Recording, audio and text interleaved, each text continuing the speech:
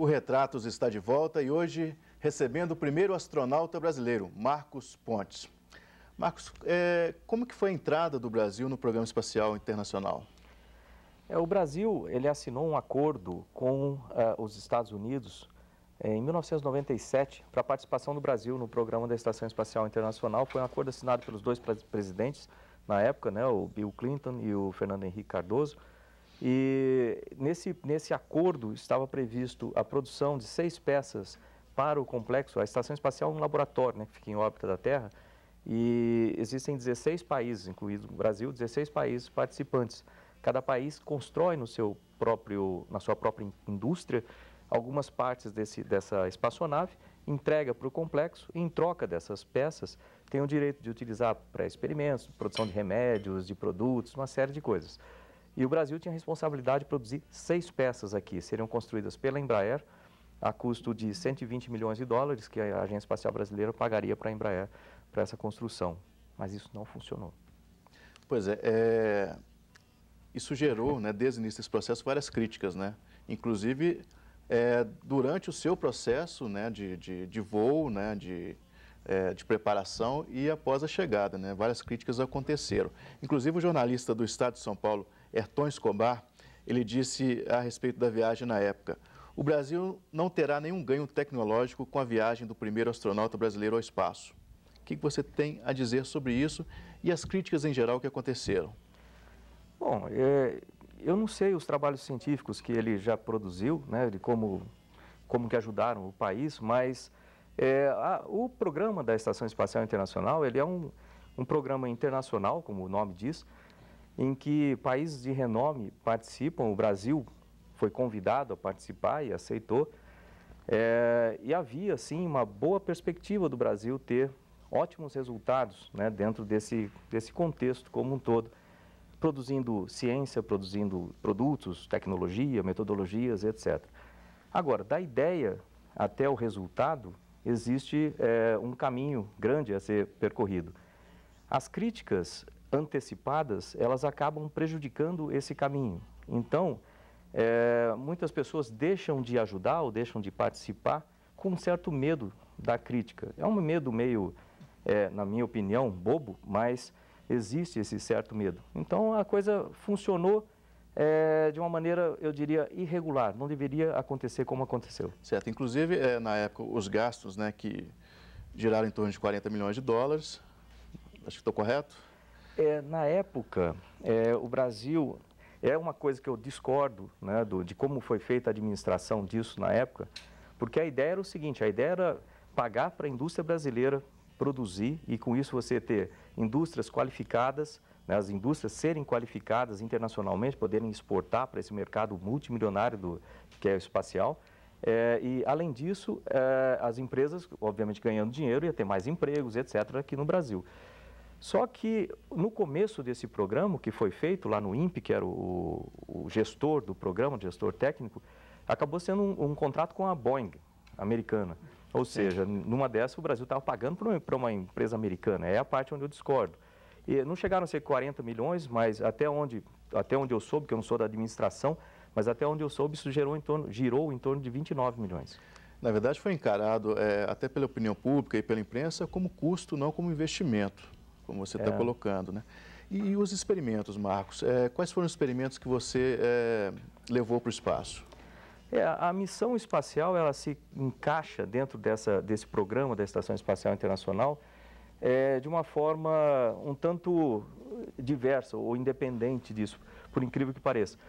Porque, inicialmente, a ideia, se o Brasil produzisse as peças como deveria durante esse tempo, ou seja, de 97 até 2000, a primeira peça ia ser entregue em 2001, eu voaria em 2001, levando o Express Pilot, a conversa seria completamente diferente. Acontece que isso não aconteceu, o Brasil nunca produziu essas peças. Em 2003 houve o acidente da Columbia, tudo ficou atrasado. Na verdade, a missão passou a quase não acontecer. Deixa eu aproveitar esse ponto. O acidente da Columbia em 2003, na volta do ônibus espacial, né, 7 tripulantes faleceram, né, com acidente na entrada da órbita, né? Isso lhe causou algum medo, algum senão? Não, porque de certa forma a minha carreira toda, sendo piloto de testes também, eu já vi muitos amigos meus falecerem. Infelizmente, esse tipo de atividade você tem riscos e você assume esses riscos e cumpre a missão. Não só nos Estados Unidos, quando a gente perdeu esses 7 amigos lá, mas aqui no Brasil também, não sei se você se lembra, no mesmo ano, 2003, nós perdemos 21 em Alcântara. Né? Então, é uma atividade de risco e a gente encara esses riscos e continua a levar a bandeira para frente. Certamente tem as compensações. Como você descreveria aí, já falando da viagem em si, quando você chegou no espaço? Qual foi a sensação que você sentiu? A missão Centenário, que finalmente foi escalada em 2005 pela Agência Espacial Brasileira, com os russos, né? Aí foi uma primeira diferença daquela questão, ia ser com os americanos primeiro, mas tudo estava parado lá a gente não tinha feito as peças e tudo estava parado por causa do acidente do Columbia, então acabou a Agência Espacial marcando com os russos. Foi interessante, embora para mim tenha sido difícil essa readaptação, né, em 5 meses, mas a missão em si, ela ocorreu de forma bem como programada, né? Então, exatamente como programada. Eu sou um especialista em missão, existem 2 tipos de astronautas profissionais, um é o piloto de ônibus espacial, que agora vai acabar esse ano, né, e o especialista em missão, que é o meu caso. Então, eu tenho a função de consertar equipamentos na espaçonave, montar equipamentos, reconfigurar e fazer experimentos. Foram 8 experimentos que o Brasil mandou, foram experimentos escolhidos pela Academia Brasileira de Ciências e pela Agência Espacial Brasileira. 2 tecnológicos, na verdade eram 10, pouca gente sabe, mas eram 10, mas 2 não passaram no crivo da parte de safety da Estação Espacial, acabaram sendo desqualificados. Certo. Então, ficaram 2 tecnológicos que produzem milhões, quer dizer, para o Brasil, em termos de economias hoje em dia, 4 científicos e 2 educacionais, como é de praxe, né, em todos os países envolvidos que mandam experimentos para o espaço. Funcionaram bem, funcionaram muito bem. Hoje em dia a gente tem resultados muito interessantes desses experimentos. Pois agora, pessoalmente, Marcos Pontes, quando chegou no espaço, o que você viu a Terra, o que você sentiu? Olha... Deixa eu complementar a pergunta. Gagarin, né, está fazendo 50 anos agora do voo tripulado, primeiro voo tripulado ao homem no espaço, disse a famosa frase, a Terra é azul. Neil Armstrong disse também outra frase que ficou marcada, um pequeno passo para o homem e um salto para a humanidade. Qual que seria a frase de Marcos Pontes? Eu usaria aquela mesma frase que a gente começou com a dona Zuleika, né? Porque é justamente isso que aconteceu. Para que aquela missão acontecesse, foi necessário estudo, foi necessário trabalho, foi necessário muita persistência e foi necessário fazer muito mais do que era esperado de mim. Eu sou astronauta, minha função seria treinar, ficar pronto para fazer a missão, realizar a missão conforme previsto e acabou. Mas eu tive que fazer muito mais do que isso para poder manter o Brasil não ser expulso da Estação Espacial Internacional, do programa, né? E a missão aconteceu. E quando você chega lá e olha para a Terra e imagina, né, o que significa essa situação toda, o que a gente significa como ser humano aqui em cima desse planeta, é alguma coisa que modifica muito a maneira como a gente pensa sobre a vida, como que a gente encara as pessoas, encara as coisas normais do dia a dia, né, que aqui a gente está sempre preocupado com as coisas que a gente tem, com as coisas que a gente faz, profissão, função, etc.